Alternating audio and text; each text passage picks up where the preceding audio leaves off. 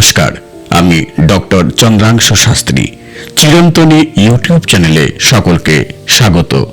মে 2026 কর্কট রাশির জাতক জাতিকাদের কেমন যাবে সেই বিষয়ে আজ ডিটেলস আলোচনা করব। মাসিক রাশিফলে আমি স্বাস্থ্য, শিক্ষা, প্রেম, দাম্পত্য জীবন, ব্যবসা, চাকরি, ভাগ্য প্রভৃতি বিষয়ে আলোচনা করি এবং সহজ প্রতিকারের উল্লেখ করি।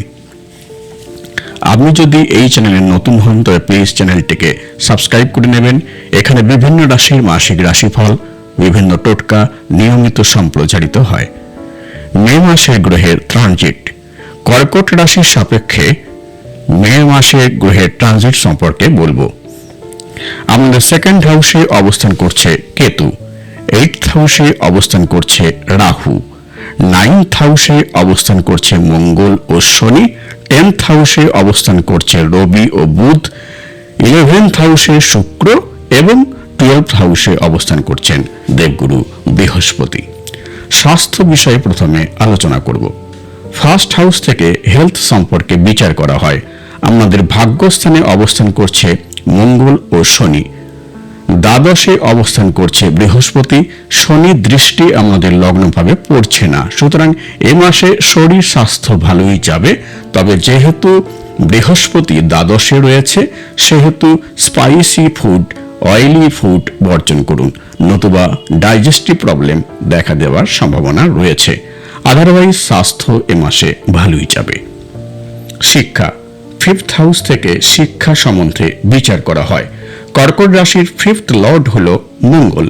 মঙ্গল 10 মে পর্যন্ত অবস্থান করবে আমাদের 9th হাউসে, সঙ্গে রয়েছে শনি। এবার দেখুন, মঙ্গল 11 মে আপনাদের 10th হাউসে নিজ রাশিতে প্রবেশ করবে, অর্থাৎ মেষ রাশিতে চলে যাবে। সৃষ্টি হবে রুচক যোগের। 10th হাউসে প্রবেশ করলে মঙ্গলের দৃষ্টি পড়বে আমাদের 5th হাউসে। মঙ্গলের অষ্টম দৃষ্টি পড়ছে আমাদের 5th হাউসে। মঙ্গলের অষ্টম দৃষ্টিকে অত্যন্ত শুভ বলে মানা হয়। তাছাড়া দেখুন, আমাদের একাদশপতি শুক্র একাদশে অবস্থান করছে এবং তার দৃষ্টি পড়ছে আমাদের 5th হাউসে। ফলে 11 মের পর বিদ্যার্থীরা শিক্ষাক্ষেত্রে ব্যাপক সাফল্য অর্জন করবে। রবি এ মাসে উচ্চ রাশিতে অবস্থান করছে, ফলে মে মাস কর্কট রাশির জাতক জাতিকাদের পক্ষে শুধু ভালো বললে ভুল হবে, অতীব শুভ ফল দান করবে। শিক্ষাক্ষেত্রে এ মাসে যা সিদ্ধান্ত নেবার নিয়ে নিন, আপনারা সফল হবেন। 11 মের পর কোনো পরীক্ষার রেজাল্ট বের হলে আপনারা তাতে অত্যন্ত ভালো ফল লাভ করবেন। লাভ রিলেশন, 5th হাউস থেকে শুধু এডুকেশন নয়, লাভ রিলেশন সম্পর্কে এবং সন্তান সম্পর্কে বিচার করা হয়। আমাদের 5th লর্ড মঙ্গল নবম ভাবে শনির সঙ্গে অবস্থান করবে 10 মে পর্যন্ত। এই 10 মে পর্যন্ত লাভ লাইফের ক্ষেত্রে একটু সতর্ক থাকুন, কেননা 10 মে পর্যন্ত পাপকর্তারই যোগ থাকবে, কেননা মঙ্গলের একদিকে রাহু রয়েছে, অন্যদিকে রয়েছে রবি। 10 মে পর্যন্ত লাভ পার্টনার হঠাৎ করে মেজাজ হারাবেন, প্রচন্ড রেগে যাবেন, আপনাদের ডমিনেট করতে চাইবেন। এই সময় আপনাকে একটু শান্ত থাকতে হবে। আপনিও রেগে গেলে সম্পর্কের অবনতি ঘটতে পারে, কিন্তু 11 মে থেকে সম্পর্ক স্বাভাবিক হয়ে যাবে। শুক্র পঞ্চমে দৃষ্টিদান করায় মে মাসে আপনারা লাভ রিলেশনের ক্ষেত্রে শুভ ফল লাভ করবেন। ম্যারিড লাইফ, 7th হাউস থেকে ম্যারিড লাইফ সম্পর্কে বিচার করা হয়। আমাদের 7th লর্ড শনি ভাগ্যস্থানে অবস্থান করছে, একাদশপতি শুক্র অবস্থান করছে 11th হাউসে। সুতরাং মে মাস দাম্পত্য জীবনের ক্ষেত্রে আপনাদের যথেষ্ট ভালো যাবে। মাসের শেষ দিকে লাইফ পার্টনারের স্বাস্থ্য খারাপ যেতে পারে, তবে বড় কিছু নয়। সপ্তমপতি নবমে অবস্থান করায় লাইফ পার্টনারের কর্মে উন্নতি ঘটবে। ভাগ্য, নবম স্থান থেকে ভাগ্য সম্পর্কে বিচার করা হয়। আমাদের 9th লর্ড বৃহস্পতি মে মাসে দ্বাদশে অবস্থান করবে। ভাগ্যস্থানে অবস্থান করছে মঙ্গল এবং শনি, যাদের দুপাশে রবি ও রাহু অবস্থান করে পাপকর্তারে যোগের সৃষ্টি করেছে। সুতরাং মে মাসে আপনারা ভাগ্যের সহায়তা পাবেন না। এই মাসে কোনো গুরুত্বপূর্ণ সিদ্ধান্ত নেবেন না, একটু অপেক্ষা করুন, কারণ 2রা জুন বৃহস্পতি আপনাদের 1st হাউসে প্রবেশ করবে।